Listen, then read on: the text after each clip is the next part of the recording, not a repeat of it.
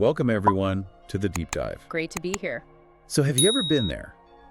You're in a conversation in English, maybe, I don't know, grabbing coffee, meeting someone new, and suddenly it just hits you, that little knot of anxiety. Oh, yeah, definitely. You didn't quite catch what they said, or you have an idea, but the words just aren't there and you sort of freeze. It's a really common feeling, isn't it? Doesn't matter if you're just starting or you're more intermediate. Exactly. It can feel like you're trying to navigate like a busy street totally blindfolded. It's like a good way to put it.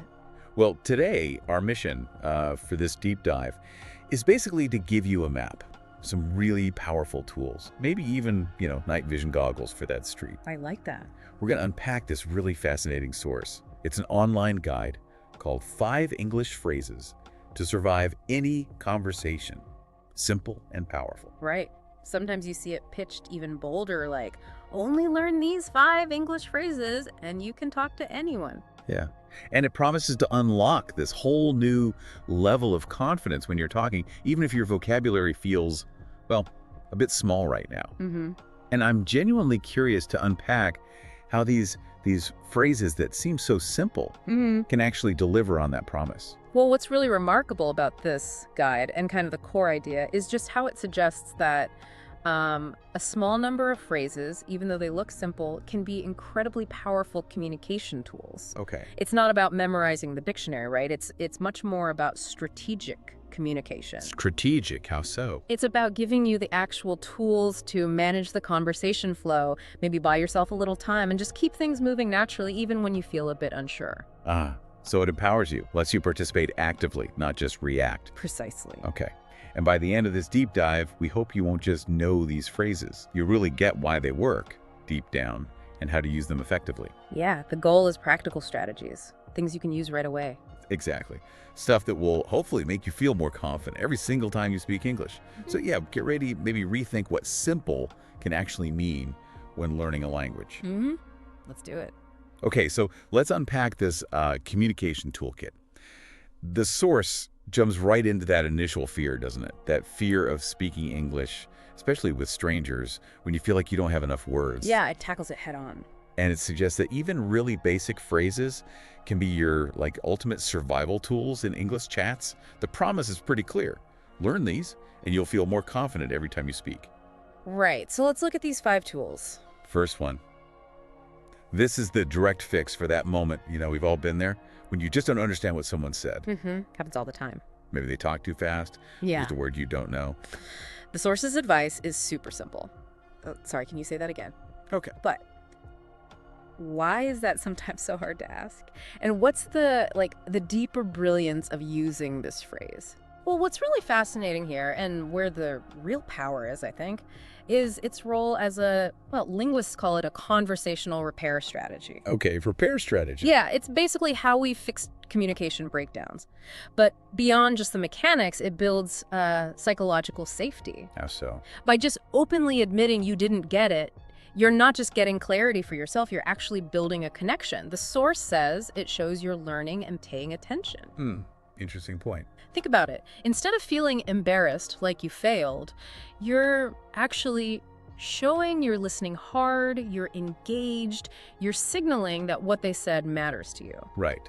And that builds trust, encourages them to be patient, maybe. Exactly. It turns that potential barrier into a bridge. It normalizes the fact that, hey, understanding isn't always instant. That reframing is, wow, yeah, that's powerful. It makes you realize how much control you actually have, even when you feel lost. You're not just passively listening, you're actively shaping the conversation's success. And speaking of control, what about when it's the speed? Not just one word, but the whole pace is the problem. Yeah, the fast talkers. Our source calls the next phrase a lifesaver for exactly that. It tackles that common struggle. Can you speak a little slower, please? A classic. And so necessary sometimes. Oh, definitely. I hear this from English learners all the time. The speed can just be, overwhelming. And if we connect this to the bigger picture, like conversational control and even cognitive science, this phrase is genius. Cognitive science. How does that fit in? Well, our brains have something called cognitive load, right? A Yeah. limit to how much info they can process at once. Okay. When someone speaks too fast, that load just gets maxed out.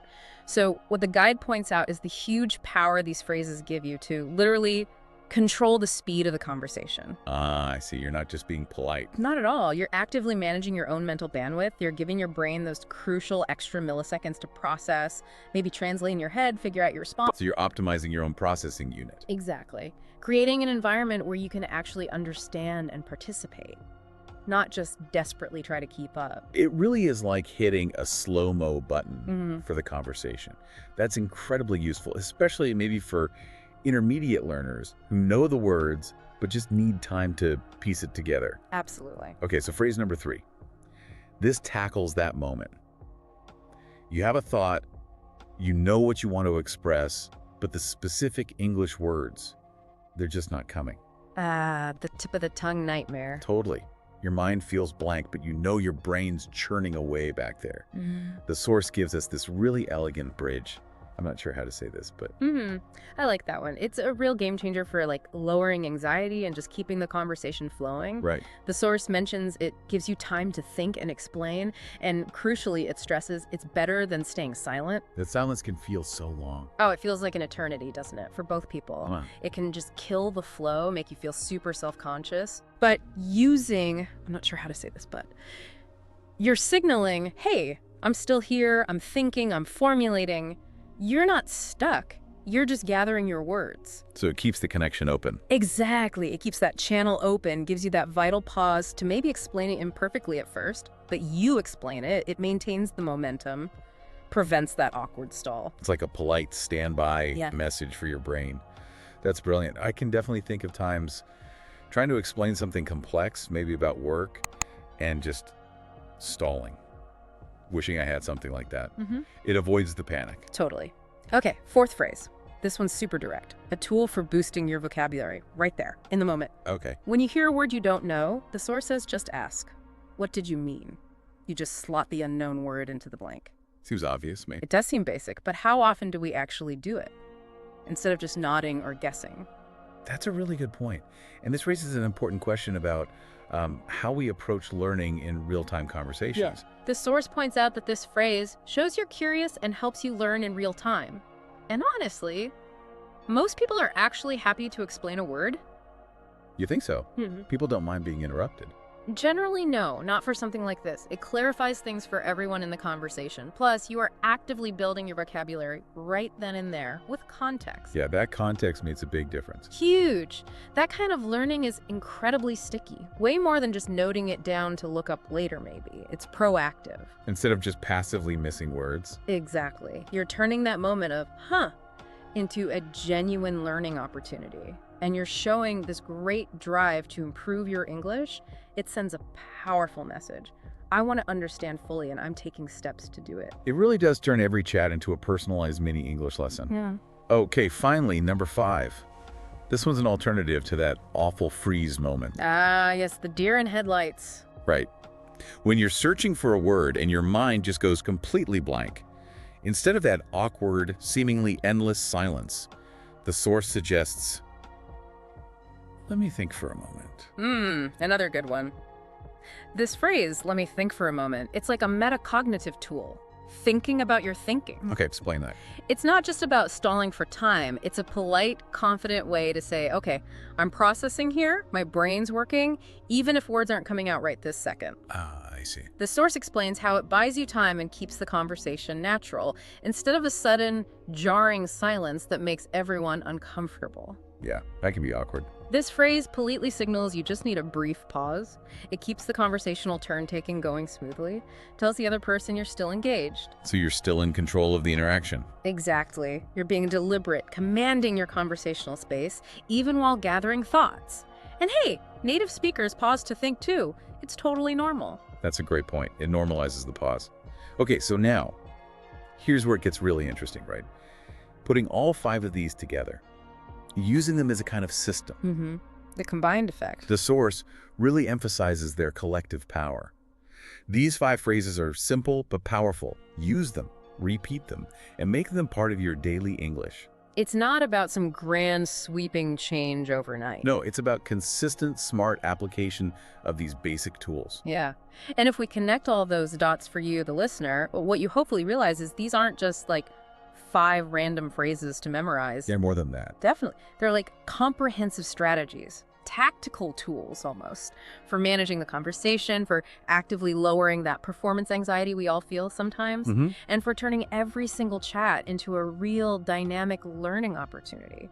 So thinking less about just speaking English and more about skillfully navigating English conversations. That's a great way to put it. They empower you to bridge understanding gaps, control the pace, get your thoughts out even when the words are tricky, learn new vocab on the fly, and just keep things flowing naturally and confidently. It's about giving you practical agency, that ability to engage effectively in real life, no matter how big your vocabulary feels right now. Building that communicative competence. Exactly. Okay, so to recap our deep dive today, getting confident in English conversations. It isn't just about knowing tons and tons of words. No, not at all. It's maybe more profoundly about mastering a few key, strategic, simple tools. Tools that let you navigate basically any conversation with more ease and hopefully less fear. These 5 phrases, sorry, can you say that again? Can you speak a little slower, please? Yeah. I'm not sure how to say this, but bray. Oh, what does mean? Right, and let me think for a moment. They're super easy to remember. And really effective when you actually use them. Totally. They're like your conversational compass, your speedometer, your thought bridge, all rolled into one package. And, you know, our source material wraps up by really encouraging that continued learning. It suggests that if you want more useful English like this, you could check out content from Learn English with Designer JK. Right. And the implication is pretty clear. If you actually integrate these phrases, practice them daily, you can genuinely get to a point where you don't feel totally lost in an English conversation again. It's about building that foundation, right? Shifting from feeling like someone who struggles with English to someone who actively navigates English conversations. Well said. Active navigation. I like that. So, final thought then. What does this all mean for you listening right now, beyond just, surviving conversations? How might deliberately using these survival phrases actually transform your whole approach to learning English? That's a provocative question. Think about it. They turn those moments of feeling stuck or uncertain into real chances for growth, for connection, for learning something new. Yeah. Turning challenges into opportunities. So here's my challenge to you this week. Pick just one, or maybe 2 of these 5 phrases. Which one feels like it could help you the most right now? A small, manageable goal. Exactly. Maybe it's finally asking someone to repeat themselves without feeling shy. Or maybe it's taking control and asking someone to slow down, managing that cognitive load we talked about. Start small, use it often. That's the key. Start small, use them often, and just feel that confidence start to build. Great advice. And hey, if you enjoyed this deep dive and you want more insights like this, stuff to help you become a more confident, fluent English speaker, make sure you find the deep dive over on YouTube. Hit that subscribe button. We're always there trying to help you navigate your next language adventure. Definitely check it out. Thanks so much for diving deep with us today. Thanks, everyone.